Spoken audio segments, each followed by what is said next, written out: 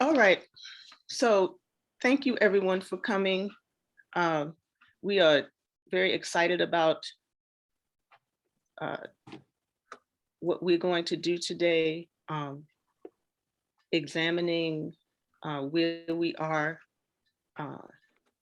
in our relationships, in our political and social relationships through some of our iconic leaders, Martin Luther King and Mr. Desmond Tutu, Dr. Desmond Tutu, Reverend Desmond Tutu.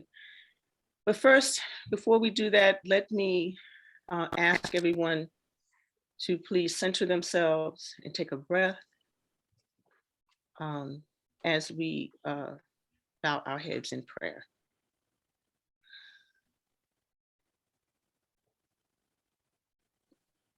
To the Most High God, we invoke the power of your Holy Spirit.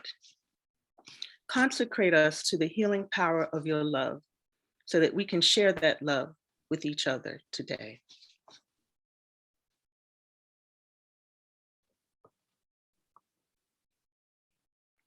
Imbue us with knowledge so that we can share that knowledge with each other today. Thank you for blessing us, allowing us to lift up Africa and all of her descendants everywhere. Thank you for giving us in the United States the responsibility of knowing who we are and the responsibility of wrestling with challenges so that we can help our brothers and sisters here and around the world. Help us to learn today, then send us out to do your will. Mother, Father, God, thank you for our ancestors, our grandfathers, grandfathers, grandfathers, grandfather, and our grandmothers, grandmothers, grandmothers, grandmother. Please dispatch our ancestors to walk alongside us to help us do the work. Bring us together in unity, understanding the Ubuntu. I am because we are. In the holy and supreme name of Jesus, and standing on the shoulders of our ancestors, we lift this prayer. Amen.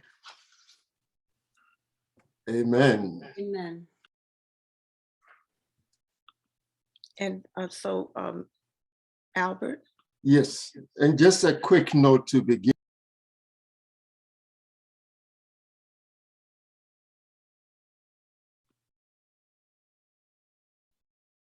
I think you froze, but I see that I would like to welcome Monsignor You can hear me? East. I'd like to welcome Monsignor East. He is here.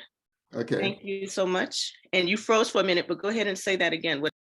Right. I was just reminding us that we are part of a larger Catholic family, and just on cue, one of the tasks that Monsignor gave us when we met in November was that we have all the needed building blocks, all the existing groups, and our first task was to unite, get them together. So when we sent out word for this event, we got feedback. And one of them was that the timing wasn't suitable because some of them are having their mass. You know, I mean, some of our African Catholic communities have their mass at 4 o'clock. And the National Association of African Catholics is also scattered across the nation, have mass in the afternoons because of the nature of how our church is structured. They give precedence to those here before they give them a chance to say mass. But some of them will be popping in to say hi and share a couple of words.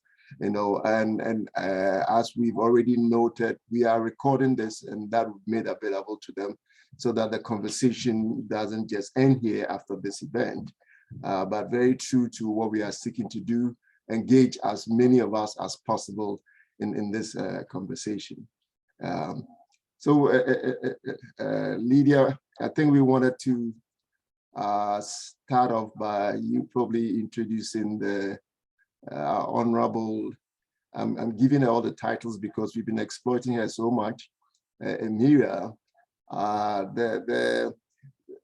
We of course, I mean, as an African man, we're guilty of the fact that the burden of the continent is often carried by women, and we often seem not to recognize that. But I think here and now, without me saying it, we acknowledge this fact that Emira has been a stalwart and a very important pillar in all that we do, trying to bring as many of us together. But I will rather ask a co-chair. I'm Albert Jan. My name is Albert Jan. I'm with the ministry, the African Diaspora Ministry, originally from Ghana. I will ask my co-chair, Lydia, to introduce Emira.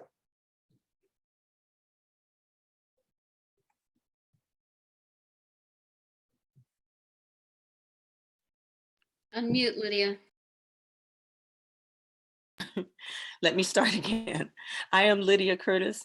I am the co-chair of the African Diaspora Ministry. I was born in the United States and have been a member of St. Augustine Church for about 30 years and have been active in various social justice ministries for about half of that. We also have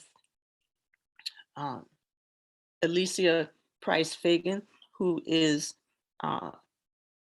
one of our committee chairs. I'll let her introduce herself, but she's also a member of the chorale, and she can tell what other, she has some other very esteemed positions that I'll let her tell that, and then I'll come back and introduce our moderator. Good afternoon, everyone. My name is Alicia Price Fagan, and I am a member of the Africa and Diaspora Committee, a ministry, and I'm co-chair. I'm chair of the Black History Committee under that. And then I'm also prefect of the Sodality for St. Augustine. And as Lydia says, I sing in the chorale. So I've been in the chorale since 1988.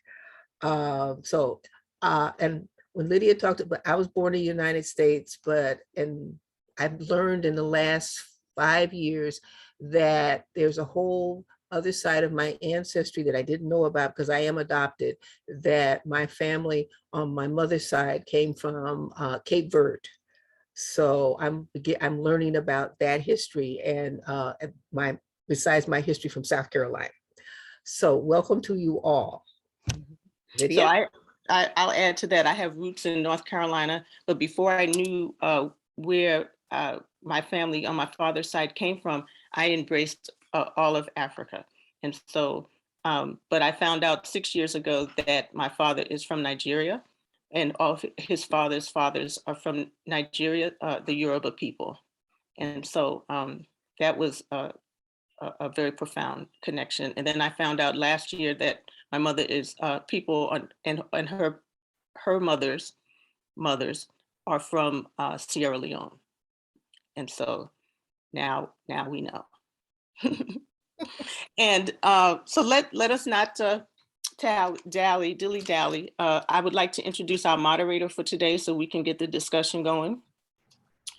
Emira Woods is a consultant, strategist, researcher, and advocate specializing in social impact and innovation. A graduate of Columbia University and Harvard, studying political economy and government. Her stellar career includes senior positions at the Institute for Policy Studies, ThoughtWorks, Interaction, Oxfam, and the Wallace Global Fund. She is a regular commentator on CNN, NPR, PBS NewsHour, and Voice of America. Ms. Woods contributes to a number of interfaith convenings like the Ecumenical Advocacy Days and the Pan-African Women's Ecumenical Empowerment Network, and is currently the executive director of Green Leadership Trust, an organization that supports people of color environmental justice organizations. She's also a very good friend. With love, I introduce Emira Woods. Oh, my dear sister, thank you so much. Thank you. Gracious introduction. I'm like, who's she talking about? But also for reminding us in that powerful prayer that the ancestors are walking with us. So I am honored to say I'm Liberia, born in Liberia, very much a Pan-Africanist. And my ancestors before Liberia were in Togo, come from Togo, and before Togo, Ghana. The Liberia is celebrating its 200th anniversary of those who settled and came to Liberia, coming from many different places. So this is the year of commemorating all who came from Africa, from the Caribbean, from the Americas, to be a part of a quest for liberation. So thank you, Lydia. Thank you all who put this together. Albert, my dear brother, and my sister, Alicia, thank you so much. It's an honor to be a part of this, this event today. And today is for us to kind of pull an issue out of the headlines and bring it home. See where we are as we see these discussions emerge around critical race theory. What does it mean? Where is it coming from? Why has the right grasped onto it in the way that they have? What are the implications for our politics, for our future, for our lives?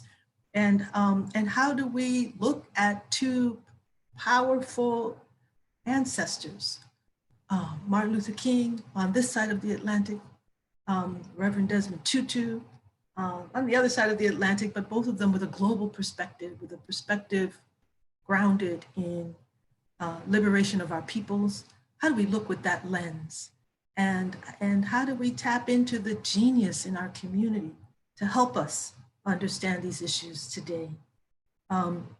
So we are truly, truly honored to have two leaders with us who will help guide us, will guide us through this conversation.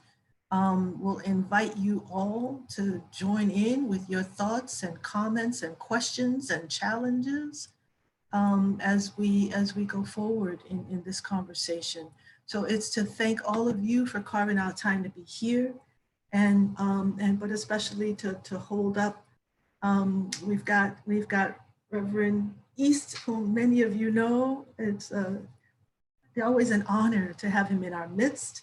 And I know you all know his background. I just wanted to share in the text this beautiful article on Monsignor East, because it talks about his ancestors being missionaries in South Africa. So maybe he'll share a little bit of that as well with us today. And we also, Reverend East is with St. Teresa of Avila, but he's got so many other hats that he wears. So he will share much of that with us today. And we have also Reynold Smith, Professor Smith, who was the founder of the Sandy Springs Slavery Museum. He is a professor, teacher of history, and especially African-American history. He's done work in media, was with the Tom Joyner morning show that many of us know and love. So we are going to be guided in this conversation by incredible genius, and we're so grateful that they have taken time to be with us today. If I may take a moment just to kind of say, this historic moment we're in, why it's so important for us to be having this conversation today.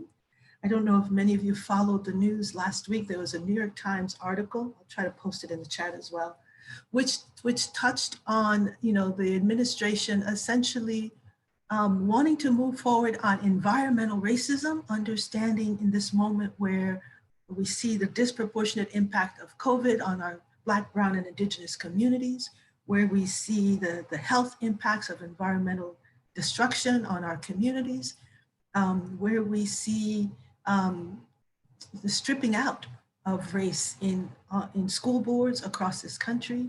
Last week we heard the administration was going to address environmental racism, but didn't want to mention race because of this conversation of critical race theory and what it does to our political climate. So we're in this context of real division that is fueled by, many of us believe, white supremacist ideologies that are that are framing our language and framing our politics. So this conversation is in that context. How do we as St. Augustine's, how do we as Black Catholics, how do we as people of conscience understand what's underpinning these conversations, seize our power to shift the politics in a midterm election year, and move towards the future inspired by our ancestors to raise up the liberation of our people. So I'd like us to maybe just to begin, we go first to the professor laying it out. We will turn to you, Professor Smith, to kind of share with us what your lens is on this conversation of critical race theory and how you would view Martin Luther King, Bishop Tutu, our ancestors, commenting on these issues that we're facing today. So Professor Smith, please kick us off with your thoughts and your comments. Well, you're too kind. I'm not a professor. I have worked 37 years as a high school public school teacher. And during those years, I began working in Dallas, Texas. That's where I'm from originally. I like to say that I escaped from Texas on the Underground Railroad and came to Maryland. And I moved to Maryland, where I currently live, in about 1975 and started teaching in Montgomery County schools. Then I realized that my real calling was to teach in the inner city. I just felt that I had a unique skill set to give in the inner city. And so the joke between my wife and myself is, I was passing my fellow brethren as I left Montgomery County in the 70s, going to DC, where many of my DC brethren were passing me, leaving DC to come to Montgomery County. And a lot of people thought I was crazy making that move, but it was the best move I ever made in my life. So I've been a public school teacher for 37 years. And one correction, I am not the founder of the Sandy Springs Slave Museum. I currently serve as a board member at the Sandy Springs Slave Museum. But my story about all of this has a unique little background. I attended college at Tuskegee Institute. I can't get used to calling it Tuskegee University. I always say Tuskegee Institute. My father graduated from Tuskegee Institute in 1948. I have the unique distinction of being born on the campus of Tuskegee Institute in 1948. So in my household, it was a done deal. It was not about choosing colleges. It was over in 48. I was going to Tuskegee. And I did go to Tuskegee. So I'm there in the 60s. I'm there in the middle of all of the documentaries that are being shown on PBS today. And I pretty much lived the civil rights movement. I saw all the people that people know about and talk about, from the Stokely Carmichael to the John Lewises to the H. Rap Browns, James Bevel, you name them. I've actually had conversations with every single one of them at some particular point in time. And during that time, I became a part of SNCC. Now, that's just a little background of who I am. But now let's backtrack to this critical race theory thing. If anybody's done any research about critical race theory and this philosophy, ground zero of critical race theory as it relates to public schools came from a school system and a community called South Lakes, Texas, which is for me, is a new community right outside of Dallas, Texas. Critical race theory has been a philosophy that's not new. It's been going on since the 70s and the early 80s, but it was primarily being discussed in places like law schools and higher education and college campuses. with the main thought being something like this. I'm sorry, being a public school teacher, I have to have my hands. If I lost my arms, I wouldn't even be able to talk. So I have to talk like this. So the question came up in law schools and some of the high levels of education. If we have passed all these laws, and if we have attempted to address all of these issues, with laws being like Brown versus Board of Education, Civil Rights Act, Accommodation Act 1964, Voting Rights Act 1965, and you can go on and on and on. If we have addressed these issues with these laws, why are we still talking about these issues today? What is the problem? What's happened? Evidently, the Supreme Court, the passage of these laws, has not made a change whatsoever. Now, let me just speak to what I saw in Alabama in the 1960s. Whether you passed the 1964 Civil Rights Act about accommodations and discrimination in housing and so forth, in Alabama where I was, it didn't mean a thing. Life kept going as usual. Voting Rights Act, it did not mean a thing. I was still helping people to learn how to pass the literacy test even after the Voting Rights Act was passed. It meant nothing in Alabama. It meant nothing in Mississippi. It meant nothing in many places in the South. So these college professors and law school professors are addressing this thing about, we passed all these laws, we've done all these things, we think we've addressed these issues. Why won't these issues go away? There has to be a reason. But now we get to the dirty word. Could it be that this reason is systemic and a part of the nature of what America is? Is it a result of systemic racism? No matter how many laws you pass, no matter how many rules you change, no matter what you do, America's going to stay the same, because those laws and the implementation of those laws to change are going to be done through a racial lens. So we're spinning our wheels constantly. I can remember going out talking about gerrymandering. Well, we don't use that term anymore. We have a different term for it. We may call it redistricting. I remember going out and talking about other things. Voting rights. I'm out risking my life, literally, not just me, it's many people. Registering people to vote and trying to get people the access to voting. And here it is, 2022. It's like, oh my God, here we go again. When are we going to change? So the critical race theory philosophy originally came from these college professors who were evaluating why changes have not really taken place at the pace we thought they would, and what could possibly be the reason. Now, the one thing that the conservative right is good at, they're good.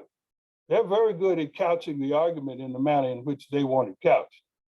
So you have people at school board meetings talking about critical race theory and critical race theory. These people don't even know what they're talking about. Critical race theory is not being taught in any public school in any place in the United States nor the world. Anytime you may hear discussions about critical race theory, you're probably on a college campus in a law school. It has become a catchphrase, a catch-all phrase to address issues like, I don't want my kids being taught about the KKK and evil white people. I don't want my kids to be taught about the civil rights movement and how white people in general kept Black people and brown people and Native Americans from doing A, B, C, D, E, F, G. We now hear in certain places where they are taking books out of the library. Sounds like something that happened a long time ago to me. In Texas, I'm going to say this one thing. This is laughable, but this is almost, you laugh to keep from crying. In Texas, in suburban school systems all around Dallas, the state of Texas has passed a law that basically says you can't take anything related to race, racism, discrimination without, and this is how they couch it to make it seem like it's just not a just blatant racist law. You can't teach anything without offering a counter argument. Now check this out. There was a curriculum developer who came to this school system in this community called South Lakes. She was speaking to social studies teachers. One of the teachers at the meeting taped the conversation. The curriculum person says, here are the rules and here's how we're going to apply them. We can't do this. Oh, Martin Luther King's I Have a Dream, we can't talk about that. Letter from Birmingham jail, we can't talk about that. Now, if things like the Holocaust comes up, I'm paraphrasing what she says. If things like the Holocaust comes up, we need to find a counter argument for it. And one of the teachers raised their hand, who happened to be Jewish, and said, just what would be the counter argument to the Holocaust? The counter argument is denial that it ever existed. So that's what we're supposed to teach? And the lady was at a loss for words. These arguments are going all around in Texas today. And because I have a connection with Texas, and where I grew up in Dallas, this is happening all over the country, where they're trying to create this thing called critical race theory as a threat. And it is not that at all. It is a guise for getting rid of the truth about history. I'll stop right there.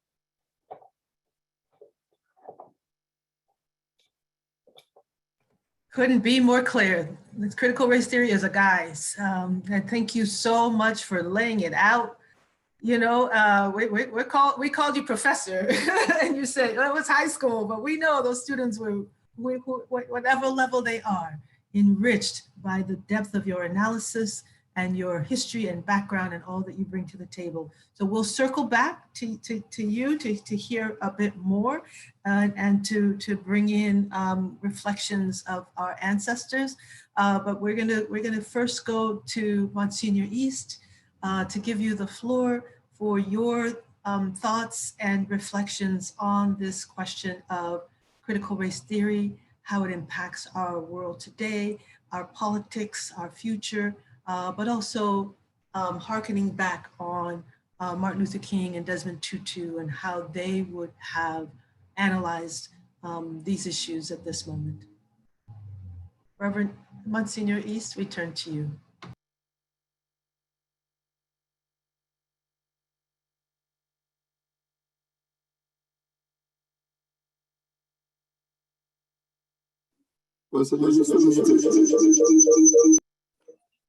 Sorry about that with the unmute factor. How are we doing now, everybody? We want to just salute everyone who's on this call. I really thank you for holding this essential conversation, because people without knowledge, without wisdom, without understanding a plan, we're doomed to repeat the errors of the past. But I believe that we can maybe set the great ship of knowledge and education aright today by pointing us in the right direction. I want to first commend St. Augustine Parish for this gathering, and to our noble co-chairs. Thank you so much, Brother Albert, Jean, and thank you, Lydia. Sister Lydia, whenever you pick up the phone and say, call and ask for a favor, I just have to say yes. I can't say anything else except yes. I want to also say thank you to all my sisters and brothers who have kept the Diaspora ministry going at St. Augustine Church. I joined St. Augustine 46 years ago, and come this August, I will have been a member at St. Augustine 47 years. Way back in 1975, I got lost and found a beautiful African-American, Afro-Cuban nun and sister was missing and trying to find the convent. And so we stumbled and tried to find it together because I had only been in the district for about 3 weeks. And there we ended up at what's now the Bishop's Gate condominiums. And that was the old convent. And the substructure was the church was built after our beautiful St. Augustine church was torn down right around the corner from the AME, the AME temple, the first church of the African Methodist Episcopal Church. We were over on 14th and L. What I want to thank God for is that back then we were coming into a great period of awareness, and with the guidance and with the encouragement of our pastors, that we were able to form, and it was Brother Ernest who formed what we call the Black Coffees, and that was part of the beginning of the Diaspora Committee. And thanks be to God, that committee has been going on ever since, uninterrupted. In fact, St. Augustine, I'm sure, was the first Catholic church to have one of those Free South Africa signs against apartheid in South Africa. And I just want to remind everybody, if you go down right now to Soweto and you visit not Desmond Tutu, around the corner of the church that he used to pastor in Trinity Church in Soweto, you'll find the home of that great freedom leader. What are the Moses of it? Nelson Mandela. You go into that Mandela home, and you'll see right up there on the wall, you'll see a picture of St. Augustine Church. And it recalls the time when we had a historic meeting with Regina Mundi Parish and St. Augustine. It was a live meeting on radio where the parish council of both parishes had gathered, Regina Mundi in Soweto, South Africa, and St. Augustine in Washington, D.C. And together, probably there were maybe all together, maybe 1,000 people listening in rapt attention as we talked about apartheid and the need to be able to control education. And at that time, education, both at the public school, at the elementary school level, junior high school level, high school, what had to be done in the language of the occupiers, or excuse me, I don't want to say occupiers. Let me put this another way. It had to be done in the language of those who enforced apartheid, and was not able to be done in the many languages of South Africa. And so the students organized, and after that organization, there was a great attack by the police. And if anybody saw the movie Biko, then or any of the movies depicting South Africa's struggle for independence, you'd see how the school children were corralled, and they were there was a great protest, and the police started shooting. Some of the bullets landed right there, and they have not taken them out of the walls. They're still in the wall of Soweto's Regina Mundi, which would be like the St. Augustine of Soweto townships, a series of townships outside of Johannesburg. And there they keep, at Regina Mundi Parish, a close relation to St. Augustine Parish, and St. Augustine Parish is in their hearts. So if you visit either Nelson Mandela's home, which is now a museum, you can see the picture of St. Augustine on the wall. And if you visit Regina Mundi Parish, they will know you and welcome you as their sister parish in Washington, D.C. So thank you, thank you. Also, I'd like to commend the efforts to talk about diaspora. Without a vision of the African diaspora, of Pan-Africanism, without that vision, a people perish. We remain divided.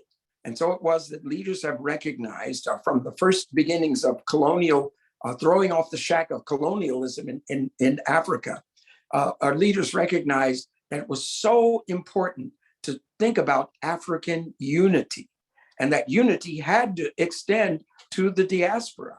That is to the, well, if you count Brazil, 50 million, United States, 20, 30 million, add to that the Caribbean diaspora, you'd add again another, maybe as many as 15 million, then you go over to, or 15, 20 million, you go over to Central America, you have to add another 30 million. Pretty soon you get to, as Father Clarence Williams did in his study, 100 million people of African descent in the Americas who form the diaspora.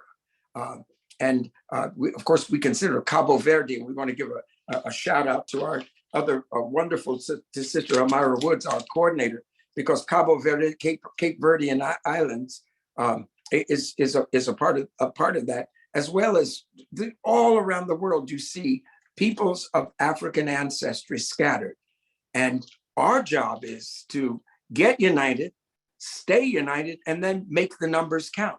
When you count all the peoples in the diaspora in the United States, instead of getting 1 million African American Catholics, you all of a sudden, when you count Haiti, the Caribbean, and English speaking, Spanish speaking, and the Afro-Latino Catholics, all of a sudden you get 3 million, 3.5 million Black Catholics just in the United States. So we're not a minority. We have a significant voice and a ability to weigh in on this discussion. But there's one important step that we recognized had to be taken many years ago.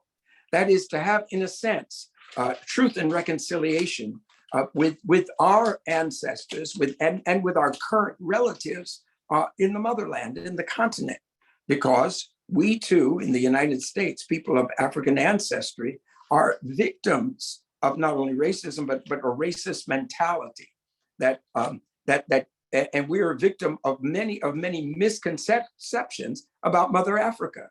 That's why we have to really come together and shake hands across the Atlantic Ocean. And we need to realize that we are one people, that those of us in the diaspora, from all the way from Alaska all the way down to and Canada, all the way down to Tierra del Fuego, the 100 million of us in the diaspora that are here in the Americas, Central America, and the Caribbean, that all of us need to shake hands. We need to share our stories, because we all have many common elements in our stories. And we, with a Pan-African view, we are one people, uniting with all the peoples on the continent of Mother Africa. And so we form about, well, you do the numbers, out of the 7 billion earthlings and growing, heading towards 8 billion, we are probably 1/5 of that population, at least 1/5, and growing. And when we come to understand our joint history, we realize that we are all African under the skin. And if I could say one more, that'll set my few words on CRT, critical race theory. I'd like to say we have had, through the National Black Catholic Congress, we've had several historic meetings where bishops from Africa and from the diaspora in the Caribbean, from Haiti and from other parts, have joined together with us. And we've had services of reconciliation, recognizing that it was some of our ancestors in different tribes who sold us or permitted us to be sold into slavery in some cases, that sometimes we have not understood each other, not welcomed each other, had prejudices against each other, looked at each other with suspicion, and maybe not been as close together as we should. But what's happening at St. Augustine, and it's happening formally in parishes like St. Joseph in Largo, parishes like St. Matthias in Lanham, Mother Seton. There have been friendship groups, St. John the Baptist in Silver Spring, where peoples of the diaspora come intentionally together and form this unity. That was recognized with Eucharistic congresses. There have now been 3 that I participate in, 3 African Eucharistic congresses for people who were born in Africa, find themselves in the United States, and came together as Africans in America to look at their faith and how they can come together and achieve the goals of lifting Jesus higher first, and then spreading the faith, passing it on from generation to generation, and joining in a common shared struggle for against racism with our sisters and brothers from all over the diaspora. Can I now shift to CRT? See, CRT used to stand for cathode ray tube. And that's the way we talked about it. In fact, if you have an old television that had one of those big shapes on the back, then that was a cathode ray tube that you were looking at. But think about the marvel. When color television came, We went from the cathode ray tube just showing black and white to the beautiful, wonderful world of color. And I'd like to say that we need to take that CRT initiative, we need to take it back. And because it was valuable, a valuable analytical tool in law school to do the metrics that were involved in analyzing legislation. And that legislation had to be analyzed. You had to give metrics. If anybody was doing graduate study, you had to use the tools, the analytical tools, the critical analysis tools of CRT in order to give academic substance and legal substance to look at all the jurisprudence around that has been around legislation, which has mainly in the United States been against us with the perversion of even the 13th Amendment and looking at the other parts of the Constitution that not only permitted slavery, but through loopholes are allowing the perversion and the corruption, even at the level of the Supreme Court. And at 29 states in these United States to really reinforce, to codify racist legislation. And it's time for us to say, stop, that's enough. Not in my country, not in our country, and not with those laws. Last night in preparation, I just did a little spiritual pilgrimage. First, I went around the United States Capitol where we have a selective amnesia around January the 6th. I just want everybody to know January 6th, 2021 was an insurrection. It was even more than an insurrection. It was not just political speech. That January 6th, 1921, because we were here. We were under martial law for a minute. And when that terrible breach of justice, that failed coup attempt to overthrow the government of the United States, that desecration of the halls of Congress, those attacks that injured, if you injure 147, if you wound 147 police officers, if you attempt murder, and if you do, these are high crimes and misdemeanors. And what happened was not a joke. It was planned carefully. And I'm not just spouting something I heard on television. I'm talking about what I know for myself. I walked around the entire 3.5-mile perimeter on cold nights just to see what it was like for the National Guard and not only DC National Guard, but the National Guard from different places in the United States to come together to guard the nation's capital with an 8-foot high barbed wire fence, just to keep our capital safe from a reoccurrence of the coup, another attempts. But now guess what? The coup seems to be happening in the courts, in state legislators, in local city and municipal boards of education. The coup is happening whereas people are trying now to register to vote for the elections that are coming up in just a few months in November. If we don't wake up, we are going to repeat the past, and we are going to let the liberty that is so fragile. We're going to lose even what we have, and it will be endorsed by not only the Supreme Court but different levels of the appellate courts. It will be backed up by state legislation. It will be and it will be enforced by anybody who will use any means to keep us back. Family, this is the time to get together. And so for us, I think we need to learn what critical race theory is and then take it back, use those analytical tools.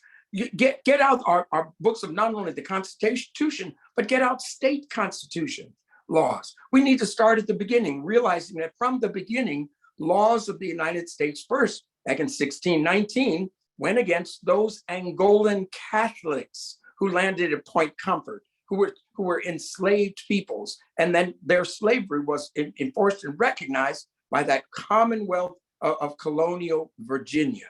Those were Angolan Catholics who had been catechized at home, not by missionaries, but by an indigenous clergy from Angola.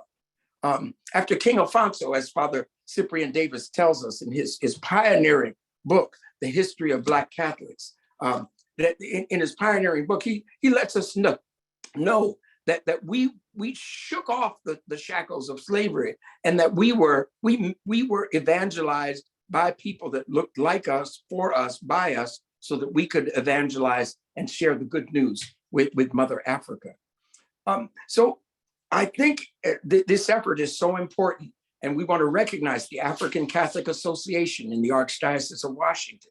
We want to recognize the National Association of African Catholics. And I urge anybody that's studying law, anybody that's doing graduate studies, high schoolers that want to look at their own, do an analysis of their own curriculums, parents who need to step up and be armed to be able to make presentations, both at their school boards, and then to look at curriculums of, for example, through the National Catholic Education Association, look at what we can do with full freedom to look at Catholic education, to look at all levels, especially at the elementary level, at the middle school level, high school level, at the higher education level. We need to look to see, are we teaching the true truth? Are we looking very carefully and taking back what we already own, which is our Catholic school system?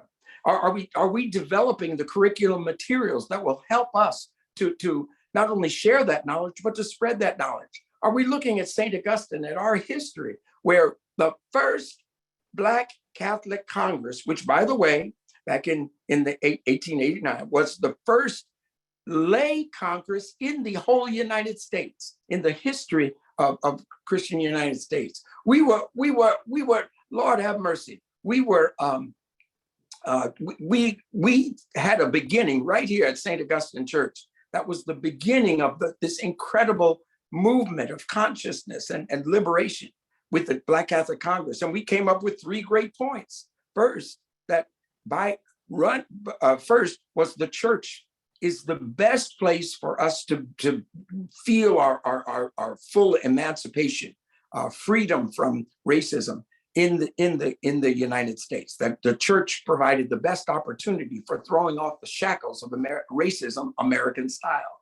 Secondly, that not only the church was that, but we were able to, at that first Black Catholic Congress, give impetus to the formation of Catholic schools. That's why the beautiful resurrection of the reinvigoration of St. Augustine School under its current form is something that we all should be very proud of and excited about and support. And then look to the support of, for example, Archbishop Carroll High School, which is the only African American majority high school that's supported by, that's an archdiocesan high school.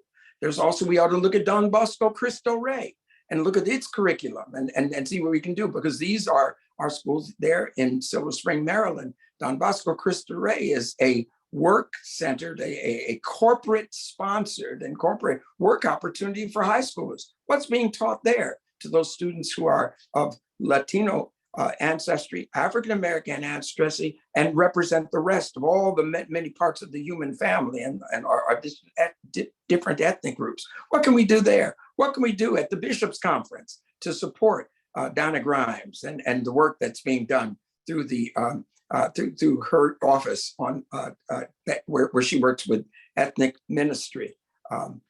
There are so many things we can do and celebrate, but critical race theory would provide for us, if we take it back, take it back. Don't let anybody take back what's that song? I took back what the devil stole from me, and I rejoice today, because I can inherit it all. You know what I'm talking about, church. I'm just so excited. I'm gonna hush up right now and let us join this great discussion. No, we can't have you hush up, because we see you're just getting started. I just wish we had even more time because you're lining it up. Like literally, we've got to reclaim our language, reclaim our power, understand that we've got to work together, bolster the institutions that we have, recognize, appreciate, and strengthen those institutions, and and connect the dots to the global struggle, as you so beautifully did, do, and and will continue to do. We hope and pray for another 46 years at St. Augustine's and beyond. So thank you, thank you, thank you. I just wonder if we could go back. Oh yes, please. We'll go back to Mr. Smith. We're going to give you the floor because we know you have some responses and some action items you want to make sure we don't lose sight of. So please, the floor is yours. Well, let me start by saying, historically speaking, there's nothing new. We just, like Monsignor said, you may have to just go back and reconnect. There are no new secrets. There's not going to be new Martin Luther Kings coming around here holding our hands and making us walk down the halls and so forth together. It's just not going to happen. We're going to have to take control of what it is that we want. Let me give another historical perspective on this that came from Carter G. Woodson.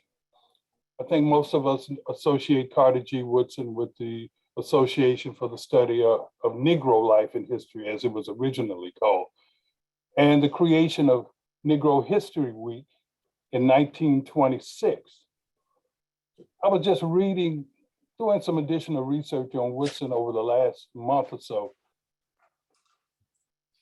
Woodson's plan for Black History Week was to be short-lived. That was his original plan. If Woodson were alive today, Woodson would say, I had no plans for this to just continue every year and go on and on and on and on and on. Because one thing we overlook about Carter G. Woodson was something called the Negro History Bulletin. The Negro History Bulletin. The Association for the Study of African American Life and History, published beginning, I think, in 1936 or 1937. And a little sidebar was Ida B. Wells urged Woodson to do this. Carter, you can't talk about this Black history thing without having some ammunition to back it up. Just because we're Black people, just because we're any particular ethnic group, doesn't mean that we know our history. It doesn't automatically mean that. Woodson and the association put together a monthly bulletins called the Negro History Bulletin. The Negro History Bulletin was research documented history that was to be presented to teachers. Now this goes back starting in 1937, that was to be presented to teachers across the country and students so that we won't end up trivializing Black History Month with things like, did you know that?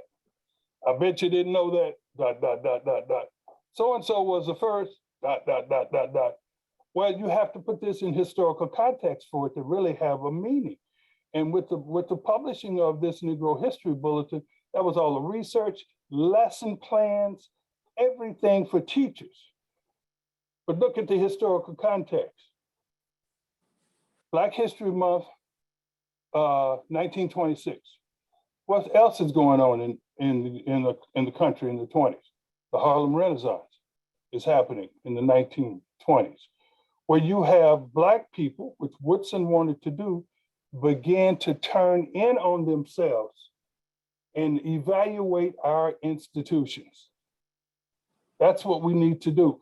Bring our institutions back to life. Our writers, our history of our lawyers, our art, our entertainment, our whatever cultural aspects you want to get into.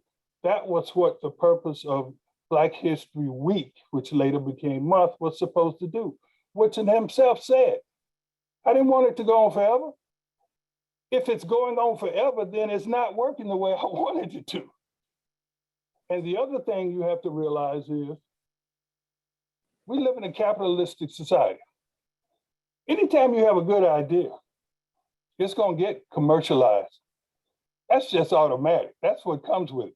Anybody that has the next great idea, someone else is saying, where can I make the next great buck? So, like Monsignor said, we got to retake this stuff. Black History Month like Kwanzaa has become just a popular day. You have companies making millions and millions of dollars off Kwanzaa cards and Kwanzaa this and Black History this and Black History that. Don't get me wrong, I'm not criticizing.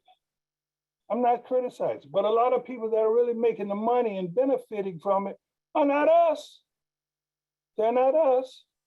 So we need to retake our institutions, take them. We live the history, we should write the history.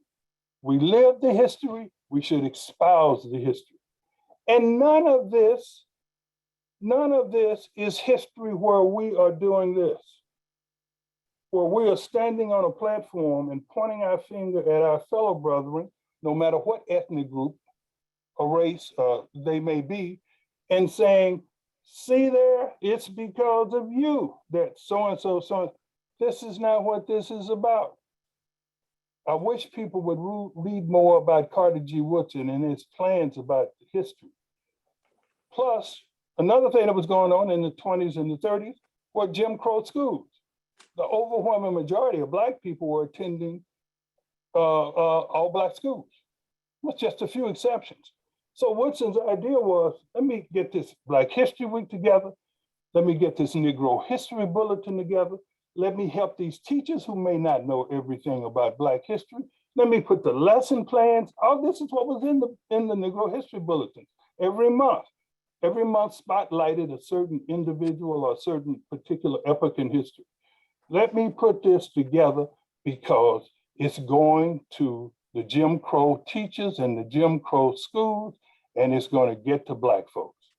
And look, check this out. Woodson was way up ahead of it. This is long before we had to worry about white school boards saying, no, no, no.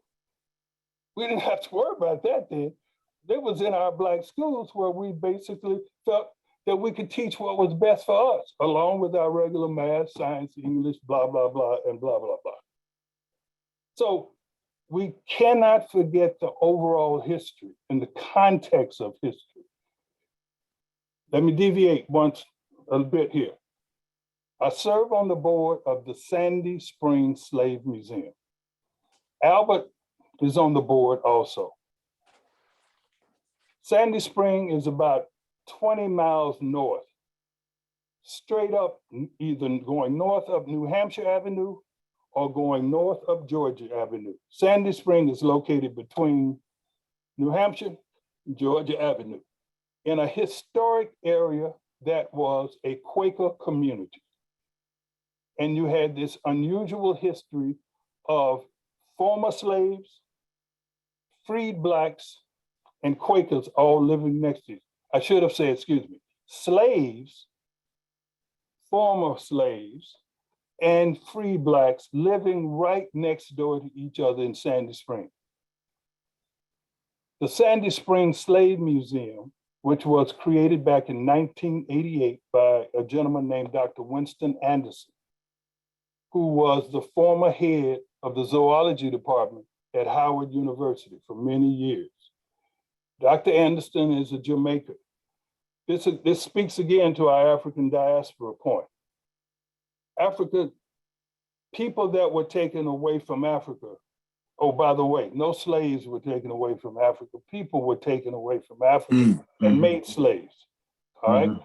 These people that were taken away, they were sent everywhere in the world. You cannot go anywhere in the world and not see aspects of African culture. Nowhere in the world. And when we talk about slave trade and the transatlantic slave trade, because we live in the West, we tend to always apply it to the United States, Caribbean, Central America, South America, Mexico. Hey, African has an East Coast. There's another ocean on the other side, which is called the Indian Ocean. And there was an Indian Ocean slave trade, which predated the transatlantic slave trade by 1,000 years. So there were slaves being taken away from the continent of Africa thousands of years before the transatlantic slave trade even got off the ground. We're going back to the era of BC. So this speaks to the Monsignor's numbers, these larger numbers. And then there was slavery within the continent of Africa that went from Central Africa to Northern Africa across the Sahara Desert. So it's important for me as a former teacher and as a parent and a grandparent, I need to color my hair, as a grandparent, to realize that knowing the facts just trivialize the history. Knowing the story makes the history ring true. And so I would like to urge everyone to take advantage of our local museums that we have. Take a drive up Georgia Avenue and come visit the Sandy Springs Slave Museum. To come to see what we have. One thing different about our museum as compared to the museum downtown, the museum downtown is just overwhelming. You walk in there, you just say, oh my God, where do I stop? How many days am I gonna have to come back before I can digest it? Oh, you can't touch anything because everything is behind plexiglass. I'm not criticizing, this is just a reality. Come to the Sandy Springs Slave Museum. You can pick up stuff, you can touch it for kids. It's a beautiful place. And Albert has asked me to come on here to also, address the issues that are being addressed, but also to selfishly promote the Sandy Springs Slave Museum. Well, thank you so much. That's not so selfish. That's like a gift for our community, and you're sharing that gift. And I'm honored to have been there now and to amplify that that invitation with you. So but let me just one final thing. Again, I urge everybody, take a look at the Negro history bulletins. Find that some in the library. You can still buy the old copies on Amazon. Get a hold of one. I don't care what year it was. Get a hold of one. First one was 37. Get a hold of one. Look through it. It is a teacher's guide to how to teach history about Black folks. You don't have to know anything. You don't have to be an expert. It will hold your hand and walk you through it. That's what Black History Month is supposed to be, as far as I'm concerned. So we will put this in the chat, or at least one of the links that we can find to it, and I'm sure you can add more for us. But we would love to also bring in, we've got so many incredible people on this call. So we want to bring in others to hear, what are your questions? What are your concerns? What, given what you've heard, what's the call of action that's resonating with you? So I know people have to leave, and we thank you, Kwame, thank you so much for making time to be here before you join your mass. But we just wanted to invite those who are with us to raise your questions or share your comments, share your stories. Perhaps you've dealt with this in your school context, in your university context, with all the questions going on now around affirmative action. There's so many that we're worried about will end up as cases at the Supreme Court. Maybe many of you are involved in watching what's going on at the Supreme Court when it comes to issues of race. So please, the floor is open. What are your thoughts and comments and questions?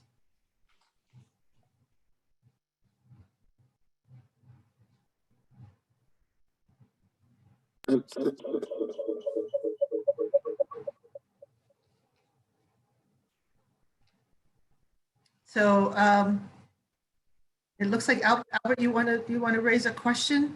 Yeah. Okay. We will figure out the echoing. If it doesn't work, yes, you can also type it better in. now. Okay.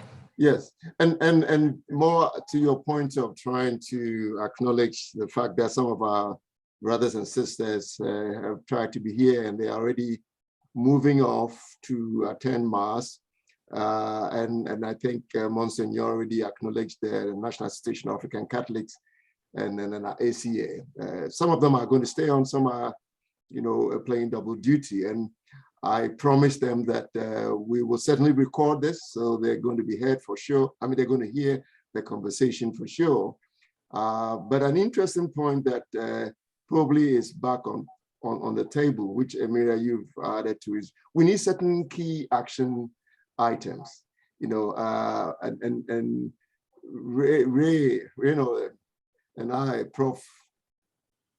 Smith and I have been having this conversation about the tension that is not often acknowledged between Africans and African Americans. And then we have acknowledged the fact that it's basically because we don't have a safe space for conversation. We almost find spaces where we are even afraid to talk or to open and to be frank with one another. So he and I suggested that the Slave Museum is such a place. And we are, unfortunately, of course, COVID has stalled our efforts, but the intention is to create a safe space for such frank and open conversations to take place. And we are not even just limiting it to the Africans and the African Americans, but as both speakers have pointed to, I mean, every one of us have our roots on the African continent. We all relate to the African continent. And if you go to the Sandy Springs Slave Museum, you see the important role that the Quakers, predominantly white, at least at that time, all white, have played in the whole effort of building that community. So we are now seeking to sort of create schisms and divisions, but we want to create a safe space for this conversation to take place. And the African Catholic ACA has acknowledged that. They've sent the Ethiopian pastor there a couple of times to sort of to bless some of the events. But it's one key action item that I don't know whether Kwame and the rest are still here, but at least wanted us to convey that they are with us insofar as building joint efforts to engage and further this conversation. Thank you so much. Please, I just want to draw our attention. There are a couple of, Ellen, you've raised in the chat that critical race theory has been instrumental in research. Kathleen is wondering about applying the Truth and Reconciliation principles in other ways between the church, African Americans and Africans. I wonder if we could touch on some of those questions that are being raised in the chat, and also just to invite people to unmute yourself if you want to share your reflections directly as well. Can I say something very quickly? Please. All right. Pretty soon you're gonna have to shut me off now because I don't know. All right, I'm just letting you know, I'm giving you fair warning. As a teacher for 37 years, I got this idea from a gentleman by the name of Dr. Russell Adams, who used to be the head of the Afro Studies Department at Howard University for more than 30 years. He was my mentor and still is my mentor. Dr. Adams always used to say this about the 1960s, when everybody all of a sudden discovered that they were Black. In the 1960s, he would have these kids come into his Afro-American studies class at Howard University, 1960s and 70s. And everybody would be all wrapped up in the, the rhetoric and the dress, the Afro, the whole 9 yards. And Doc would start by giving these simplistic little exams. He'd pass out a map of Africa and he'd say, identify 10 countries on the map of Africa. Most people couldn't even do it. Answer these questions, these open-ended questions. Like, when I think of Africa, I think of ... Most Africans, I think, are ... He had these questions and these college freshmen and sophomore would be answering them. And they would answer them with some of the most ridiculous answers you can ever think of. Then I started doing this when I was teaching in the inner city. I said, let me just see what most of my students think about when they think about Africa. And I'm teaching American history. I didn't care about any of that. I was just concerned. I wanted to keep a scrapbook of these things. Don't put your name on it. I don't want to know who you are. I just want to hear what you have to say. Then I got an opportunity through Howard University with a Fulbright study abroad. Not just me, there were a group of teachers in Nairobi, Kenya. I went to Nairobi, Kenya and lived for 2.5 months going to school there. We traveled to different high schools throughout the urban area and in the rural areas. I took my same little test to those students and just changed it around and said, when I think about Black Americans, I think of ... I asked the same questions with a few tweaks here and there. Guess what? The same answers that the kids in Africa said were the similar answers that the kids that in my DC history classes said. This is, I can't say this is some type of empirical data, but it does certainly say something. We are missing each other and we are passing each other like ships in the night. And it comes from, you can find blame wherever you want to. European colonialism, racism, you can name whatever you want to, but we're passing each other in the night and we don't realize that we are basically one and the same. And so, Right, what Albert is talking about is, this has been needed. People have been talking about this for years. Yeah. All right. So we're gonna circle back to this because the time is against us, you all. So I just want to draw our attention to the chat and to make sure that people are asking their questions, because there's a lot that's being raised there too. And I think there's at least one person with her hand raised. Lydia wanted to raise her point, but maybe we'll come back to our panelists to respond to more of the comments in the chat after Lydia is her question. Yeah, so I think what Mr. Smith is saying is encouragement for us to continue doing what we're doing. Those of us who are in diaspora ministries, who are Pan-Africanists, who are educators. Some of us are volunteer educators. We work in the community and we don't get paid for what we do. But that is an encouragement to keep doing that. Travel. Educational travel is critical, essential. Everyone, regardless of their zip code, should have an opportunity to travel abroad and especially travel to Africa. But what I was going to suggest is that we read the documents of Reverend Tutu and Dr. King, especially we're focusing on the letter from the Birmingham jail, because in that he said a lot. And I didn't realize that most of the quotes that people go around quoting for Dr. King came from that one letter. I did not realize that, even though I had read it years ago. I reread it, and it's just packed with everything but one thing that he said was that, if you have a boil that's festering, it will not heal until you uncover it.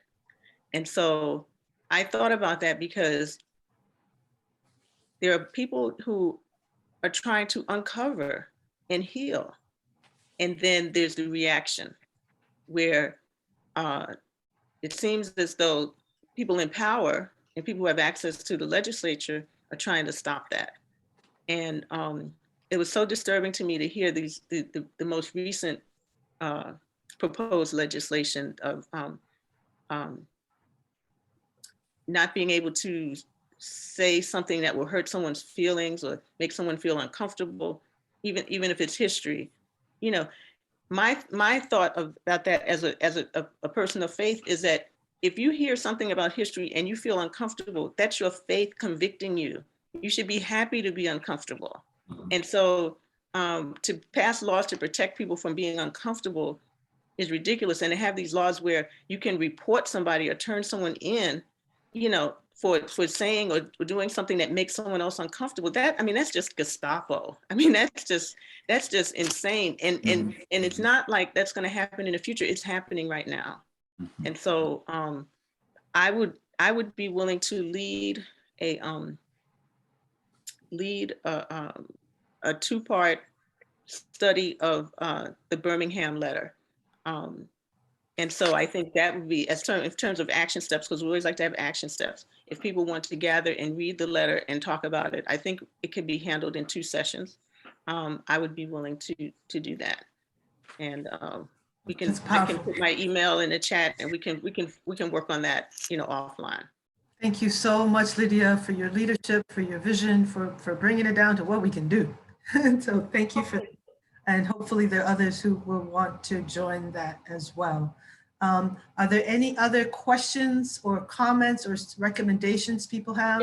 I would love to say something. Please go right ahead. Well, first of all, I have to say this is the most hopeful talk and conference I've been to in ages, and it just makes me so excited because most of my education has been about race, has been around race and education. And I just like, and first I have to compliment both Reverend East and Mr. Smith, I believe, I just lost his, that talked about critical race theory.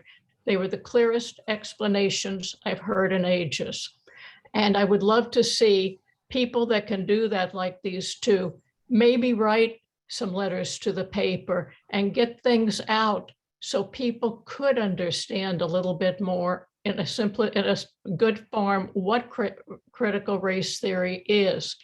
Second, there is some wonderful work that's being done since the 90s where critical race theory has been applied to teacher education, schools, school leadership, and they're wonderful studies. One of the persons that really started this and brought it into the educational sphere is one of the great educational people, Gloria Ladson Billings, and there have been others. I'm going to just try to hit a couple really quick points.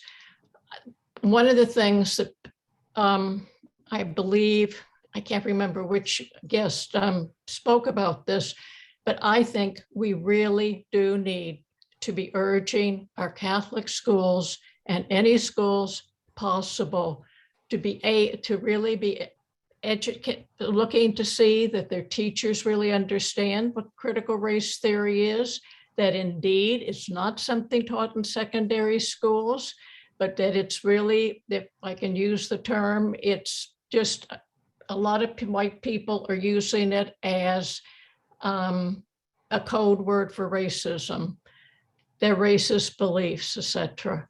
I think we need to do a whole lot to help teachers really, really teach in a way that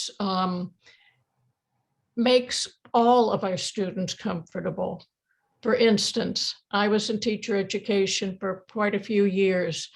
It's, let's face it, who's coming into the classrooms? White, young teachers that have never lived in a mixed community.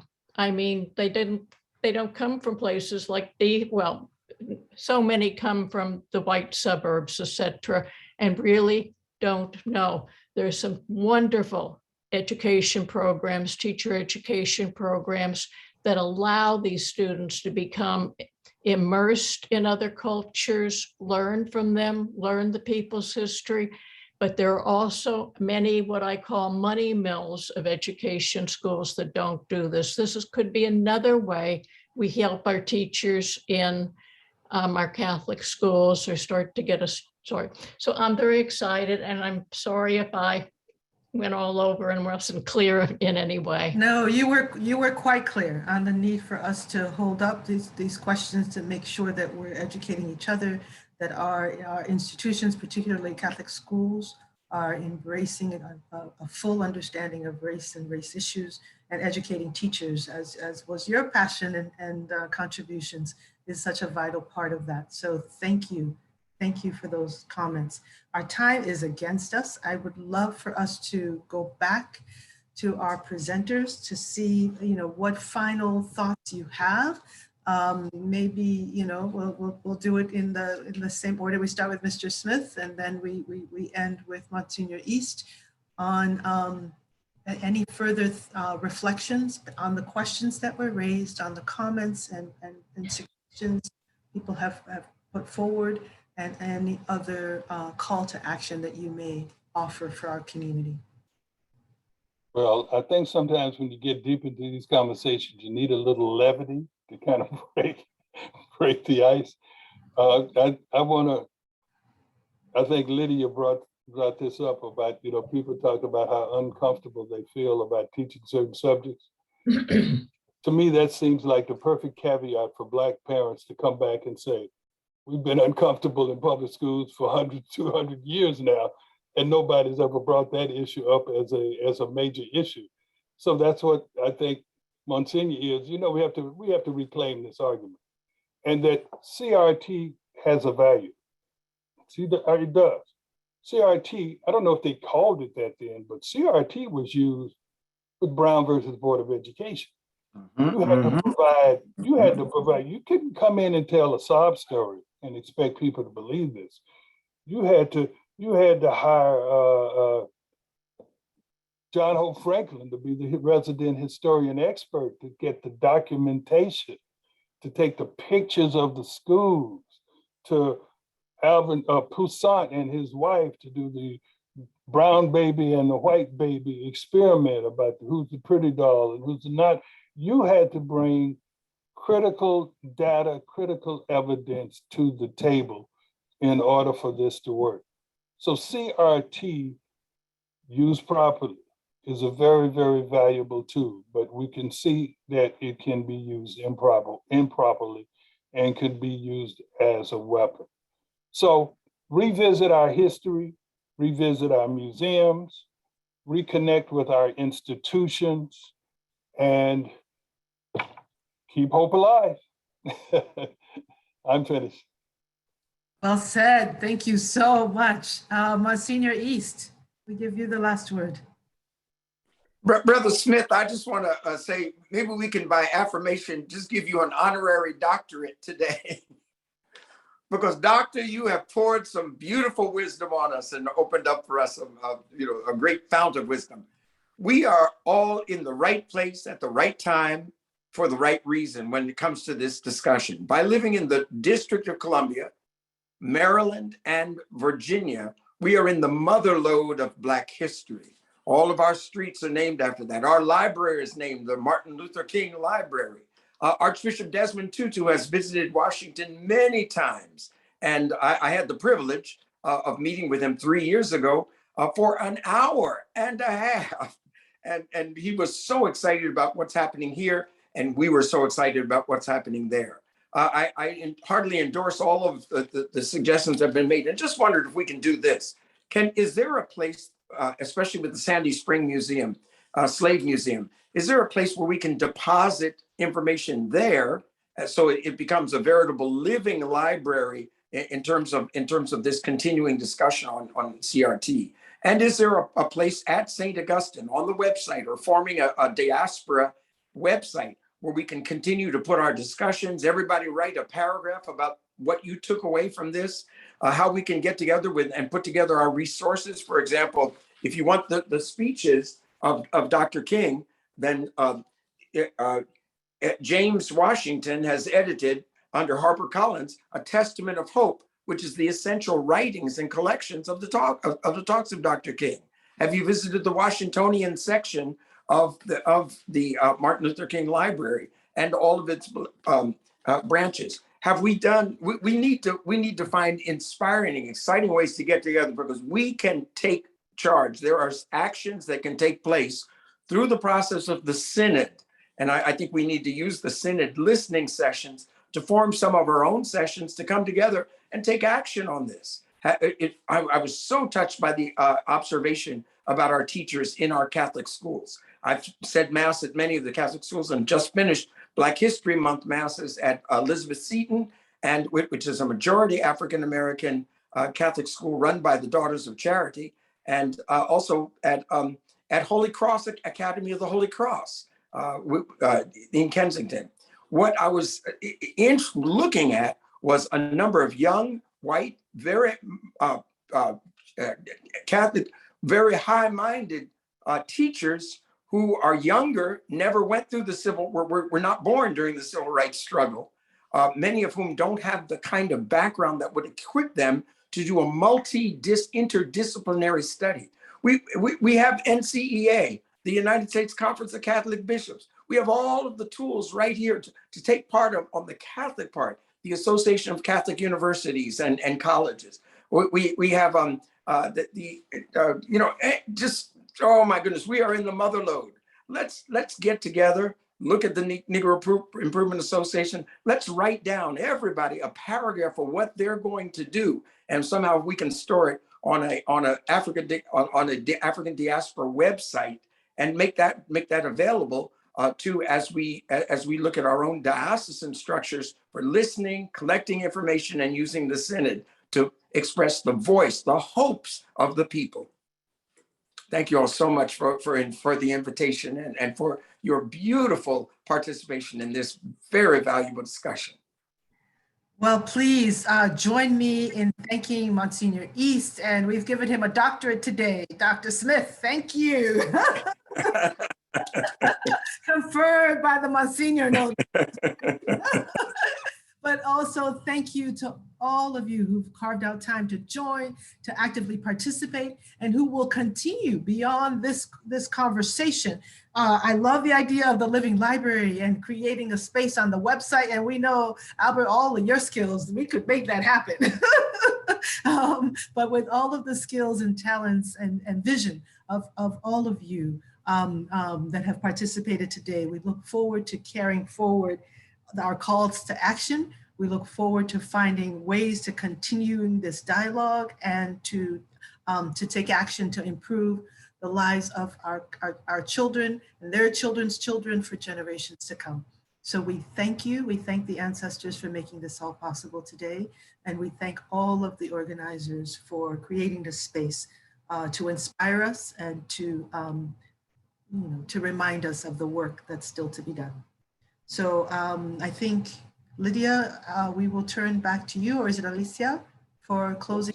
She's offered that I do a mea culpa, and I acknowledge the role that women play in our lives. And at least for many of us Catholics, we know the role that Mary plays in our lives. So we want to close to this event with a Hail Mary. So will I say in the name of the Father, of the Son, and the Holy Spirit?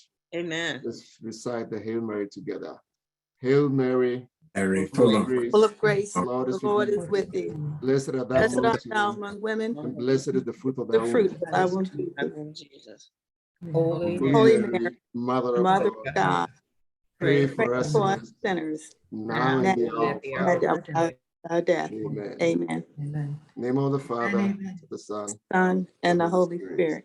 Spirit. Amen. Amen. Thank you Amen. all. Thank you, all. everybody. Stay strong. And Thank you. remember, Thank you. keep the actions Bonjour. going Nice to see you. beyond the month. Haven't seen you in a while. Please send us your paragraphs, as Monsignor suggested. Send us all your paragraphs. We'll make it happen. Next week, we'll get something up on the website. Albert, make sure you put together, you're the tech person, put together a little flyer about the museum. We'll do. Website, phone number, that sort of thing. And share it with everyone. We'll do. I put my name and my phone number in the chat. In the chat, right. We'll share that right away. We'll make sure I turn around within a week. And thank you all. We're now recruited as foot soldiers, living in the spirit of the anti-apartheid movement, as Monsignor has already reminded us. We did it once, we can do it again, and let's get ourselves organized. Thank you very much. Have a wonderful day. Thank you. I do have a question. Ellen is on the front lines fighting for public housing residents. I thank her for her comments, her suggestions. I see Darlene and Donna Pasteur from the Sodality. Thank you for coming. I have a question. The Holy Trinity people, thank you. Lydia? Somebody else had a quick question? Lady. My question is has this been recorded? Yes, oh, that's Lady Pat. Yeah, thank you, Lady Pat. It is recorded. Yeah, we wanted to see your face, but I think you're blocking your face for a moment. That'll be nice. We're happy that you joined, though, Lady Pat. Thank you so much. Thank you very much. All right. Okay, wonderful. Be well, everyone. Stay strong. Take care. Thank you. Blessings. Thank you, everyone. Bye-bye. Thank you. Thank you.